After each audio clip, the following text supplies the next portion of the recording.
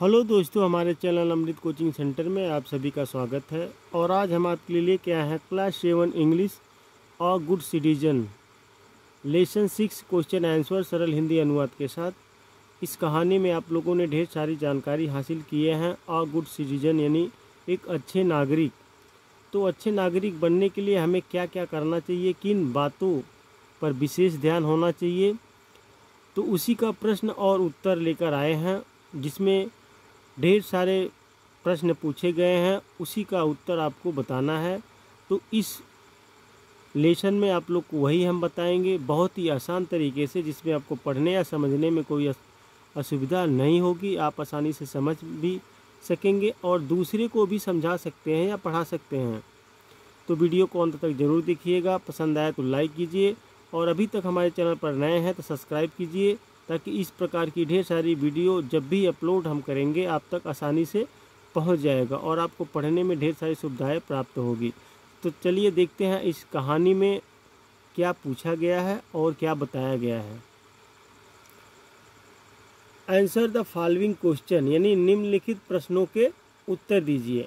अब आंसर होता है उत्तर, फॉलोइंग मतलब होता है निम्नलिखित, क्वेश्चन का मतलब होता है प्रश्न, यानी निम्नलिखित प्रश्नों के उत्तर दीजिए। तो क्वेश्चन नंबर ए दिया गया है, इसमें पूछा गया है where did Rachna go for her vacation, यानी रचना अपनी छुट्टियों के लिए कहाँ गई थी। रचना जो थी, जिसके बारे में यह कहानी लिखी गई है, तो वह अपनी छुट्टी में कहाँ जाती है। तो आंसर है Rachna went to Mysore with her parents on her vacation.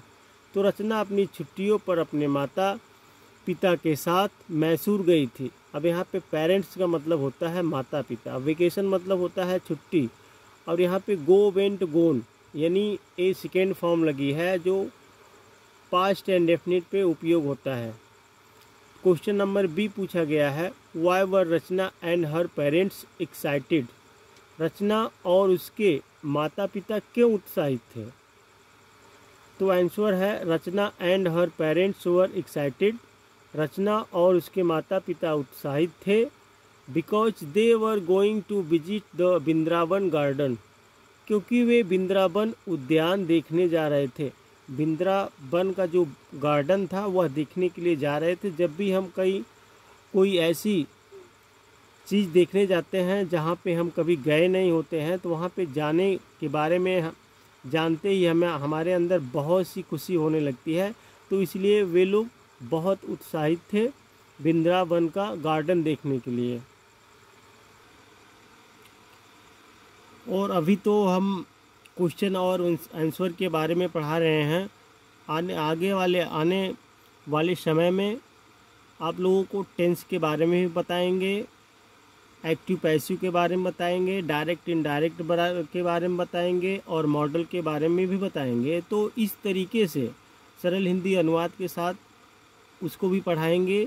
जो आपको नहीं समझ में आता है बहुत ही आसान तरीके से समझाएंगे। तो क्वेश्चन नंबर सी दिया गया है what did Rachna want to make for her self, यानी हर सेल्फ मतलब खुद के लिए होता है।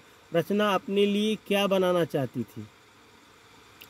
आंसर है Rachna wanted to make a bouquet of garden flowers for her self, यानी बुके का मतलब होता है गुलदस्ता, फूलों का जो गुलदस्ता हम लोग बनाते हैं वही। तो रचना अपने लिए बगीचे के फूलों का गुलदस्ता बनाना चाहती थी, क्योंकि वे लोग वृंदावन गार्डन में गए थे। तो रचना एक गुलदस्ता बनाना चाहती थी फूलों का। तो क्वेश्चन नंबर डी दिया गया how did the old man fall and who helped him, वृद्ध व्यक्ति कैसे गिरा और किसने उसकी मदद की। अब वहाँ पे गए थे तो कोई बूढ़ा व्यक्ति गिरा होगा, तो उसके बारे में पूछा जाता है। आप लोग कहानी पढ़े हैं तो उसमें इसके बारे में ज़रूर बताया गया हो। अगर अभी तक नहीं पढ़े हैं तो हमारे प्लेलिस्ट में जाइए, वहाँ पे लर्निंग इंग्लिश क्लास 7 में आप लोग को यह वीडियो मिल जाएगा, ये इस लेसन का सरल हिंदी अनुवाद के साथ। तो आंसर दिया गया the old man tripped and fell down. Tripped मतलब होता है लड़खड़ा कर गिरना, तो बूढ़ा लड़खड़ा कर गिर गया। Rachna on train and helped him, Rachna की चाची ने दौड़कर उसकी मदद की। क्वेश्चन नंबर ई पूछा जाता है कि what must we do when we see anyone in trouble, जब हम किसी को मुसीबत में देखें तो हमें क्या करना चाहिए। जब भी हम किसी को मुसीबत में देखते हैं तो हमें क्या करना चाहिए, तो आप लोग जानते ही है क्या करना चाहिए। आंसर है we should go to him या her and always help him her who is in trouble. तो हमें उसके पास जाना चाहिए और हमेशा उसकी मदद करनी चाहिए जो मुसीबत में है। यानी कोई भी व्यक्ति आपके सामने मुसीबत में होता है तो सदैव उसकी सहायता करने के बारे में आपको सोचना चाहिए और उसकी सहायता भी करनी चाहिए। यही एक गुड सिटीजन यानी अच्छे नागरिक की भी पहचान है। क्वेश्चन नंबर एफ पूछा जाता है, what should be the qualities of a good citizen. यानी एक अच्छे नागरिक के क्या गुण होने चाहिए। यानी एक अच्छा नागरिक यदि कहलाता है कोई तो उसके अंदर क्या क्या गुण होना चाहिए, क्या क्या अच्छाइयाँ होनी चाहिए। तो आंसर है a good citizen should always be ready to help those in trouble. एक अच्छे नागरिक को मुसीबत में फंसे लोगों की मदद के लिए हमेशा तैयार रहना चाहिए। ही या she should take care of people around him या हर, तो उसे अपने आसपास के लोगों का ख्याल रखना चाहिए। These qualities make us a good citizen, यानी एक गुण हमें एक अच्छा नागरिक बनाते हैं। अब यहाँ पे दिया गया है आगे वर्ड पावर यानी शब्द शक्तियाँ। Fill in the blanks with the words given in the box. Box में दिए गए शब्दों से रिक्त स्थान भरे। आप लोग के बुक में वह दिया गया होगा, आप जाकर वहाँ पे भर सकते हैं या अपने नोटबुक में भी लिख सकते हैं। यहाँ पे दिया गया है ई रिस्पॉन्सिबल यानी गैर जिम्मेदार, एंजॉयड खुशी होता है, वेकेशन छुट्टी, एक्साइटेड उत्साहित, पोलाइटली का मतलब होता है नम्रता यानी विनम्रता होता है। तो इसको सही जगह पर भरना है आपको, तब जाके आपका जो सेंटेंस होगा वह करेक्ट हो जाएगा, सही हो जाएगा। Neeta is planning to visit Kashmir in summer vacation. तो नीता गर्मी की छुट्टियों में कश्मीर जाने का प्लान बना रही है। तो यहाँ पे समर का मतलब एक वेकेशन, छुट्टियाँ कब मनाने जाते हैं, गर्मी में। तो खैर यहाँ पे वेकेशन दिया गया है, तो यहाँ पे Neeta is planning to visit Kashmir. तो कोई कहीं पर जाता है घूमने के लिए तो वहाँ पे छुट्टियाँ मनाने के लिए जाता है। तो Garima is excited to see her gift. कोई गिफ्ट जब देखेगा क्या होगा वहाँ पे, तो उत्साहित। यहाँ पे गरिमा अपना उपहार देकर उत्साहित थी यानी उत्साहित है। तो यहाँ पे the teacher spoke to Manish politely. Teacher ने मनीष से विनम्रता से बात की, तो यहाँ पे पोलाइटली लगा हुआ है। Kartik enjoyed his ride on the bicycle, यानी कार्तिक ने साइकिल चलाने का आनंद लिया। Pritish irresponsible behaviour has caused her a lot trouble. तो प्रीति के गैर जिम्मेदाराना व्यवहार के कारण उन्हें काफ़ी परेशानी हुई। यानी Preeti's irresponsible behaviour has caused her a lot of trouble. Preeti के गैर जिम्मेदाराना व्यवहार के कारण उन्हें काफ़ी परेशानी हुई। तो उसके बाद है अगला पूछा जाता है, match the words given in column A with their meanings given in column B. Column A में दिए गए शब्दों को कॉलम बी में दिए गए उनके अर्थों से मिलाइए। यानी शब्द जो दिए गए हैं उनका क्या अर्थ होता है, किससे मिलता जुलता है, तो उससे आपको मैच करना है। अब यहाँ पे दिया गया है तो हम तो उत्तर बना दिए, लेकिन आपके जो बुक में ऊपर नीचे सब दिया गया होगा, सामने सामने नहीं है। तो ट्रिप्ड मतलब होता है लड़खड़ाना यानी लड़खड़ा गया। यहाँ पे सेकेंड फॉर्म लगी है। तो to hit your feet against something and fall, किसी चीज़ से अपना पैर टकराकर गिर जाना। यानी जब किसी चीज़ से टकराते हैं तो लड़खड़ाते हैं, तो वही लड़खड़ाना दिया गया है। तो प्लग्ड, प्लग्ड मतलब तोड़ लिया, यानी तोड़ना होता है। प्लग्ड सेकेंड फॉर्म लगी है। To remove flower from its branch, यानी उसकी शाखा से फूल हटाना। तो जब फूल वगैरह तोड़ते हैं वहाँ पे प्लग लगता है, ब्रेक नहीं लगता है। उसके बाद है बुकेट, पुष्पगुच्छा। तो बंच ऑफ फ्लावर्स, फूलों का गुलदस्ता। वेस्टेज यानी अपशिष्ट, जो बेकार चीज़ें होती है, बेकार होती है। Useless thing thrown in the dustbin, तो बेकार चीज़ें कूड़ेदान में फेंक दी गई। फाउंटेन, फाउंटेन का मतलब होता है झरना या फवारा। Water that is forced up into the air through small hole, पानी जो छोटे छेद के माध्यम से हवा में ऊपर धकेल दिया जाता है तो उसे क्या कहते हैं, झरना।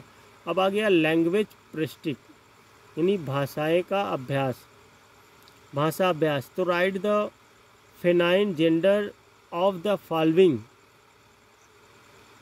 मैस्कुलिन जेंडर, निम्नलिखित पुल्लिंग लिंग का स्त्री लिंग लिखिए, यानी जो पुरुष है और उसको पुरुष को क्या बोलते हैं।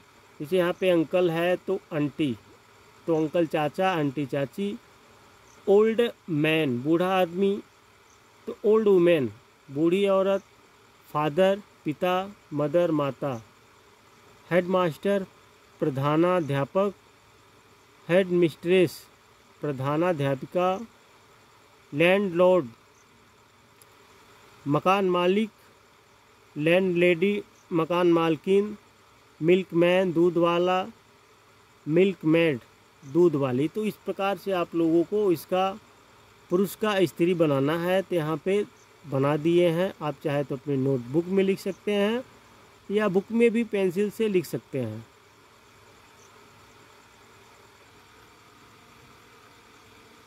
यहाँ पे दिया गया है use punctuation mark, capital letters, full stop, comma, question mark and inverted commas wherever necessary, जहाँ आवश्यक हो विराम चिन्हों का प्रयोग करें। बड़े अक्षर, पूर्ण विराम, अल्प विराम, प्रश्न चिन्ह और उल्टे अल्प विराम।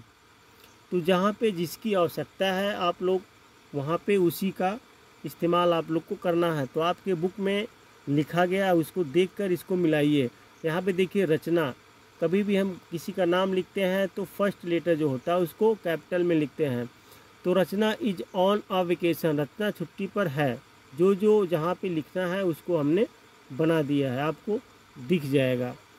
अबाउट, यहाँ पे पहले जब शुरुआत करते हैं किसी चीज़ का तो वहाँ पे भी लिखते हैं about 2 million tourist visit Vrindavan garden, Vrindavan उद्यान में लगभग 20 लाख पर्यटक आते हैं, यानी 20 लाख जो घूमने वाले होते हैं वह आते हैं।